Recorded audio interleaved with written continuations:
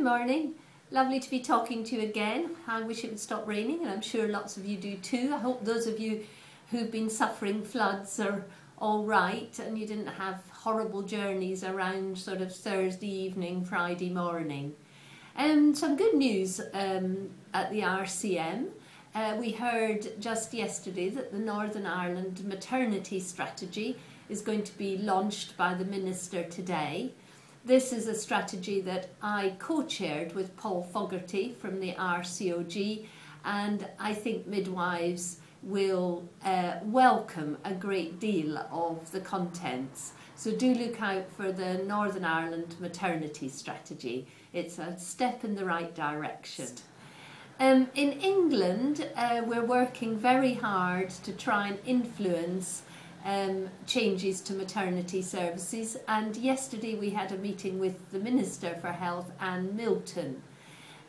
We talked to her about the pledges that the government made about maternity services a few weeks ago, and we were particularly interested to know what women having a named midwife who would coordinate their antenatal and postnatal care was intended to mean in practice.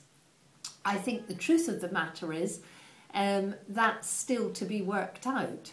And it was agreed yesterday that the Royal College of Midwives would work with civil servants from the Department of Health to try and establish exactly what that means so that it does actually have an impact on the quality of women's care. So we're pleased to be working on that.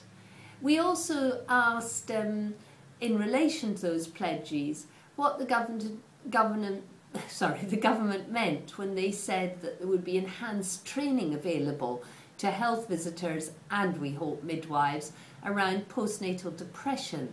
And I think one of the outcomes of that discussion is that we may get an opportunity to work with the government on developing an e-module which would be available to midwives and health visitors. But watch this space on that one.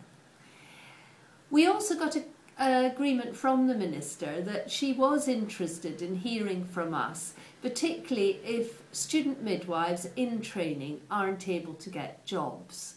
As you know, the government has committed to maintaining the numbers of student midwives in England, but the RCM is very concerned that these students may not get jobs.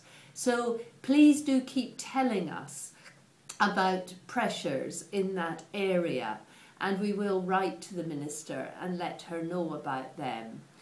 Midwives are responding to our requests, which we're making to hear about cuts, changes, reconfigurations and so on.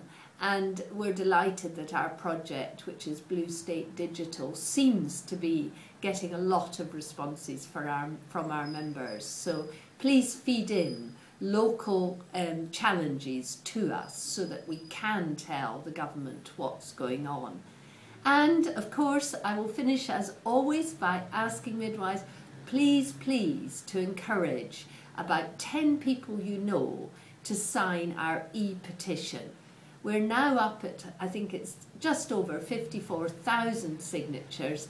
We still believe we could get to the 100,000 we need by the 22nd of August, but it will really take a lot of effort from all of our members if we're going to get there and get our debate in Parliament about midwife shortages.